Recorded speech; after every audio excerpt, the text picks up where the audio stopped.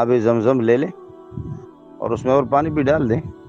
لیکن سورہ فاتحہ 7 مرتبہ، قل هو اللہ شریف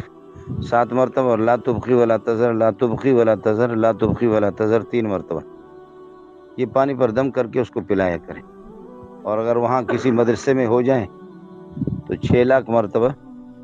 سورہ اخلاص قل هو اللہ احد کو 6 لاکھ مرتبہ پورا کر کے پانی پر دم کر کے اگر اس کو دے دیں، اللہ کی ذات سے کبھی امید ہے پروردگار ان کے لیے کوئی صورت نکالے اور اللہ ان کو صحت تندرستی عطا فرمائے۔ باقی یہ عمل تو آسان ہے کہ یہ خود کرے، دن میں 4-5 مرتبہ کریں کہ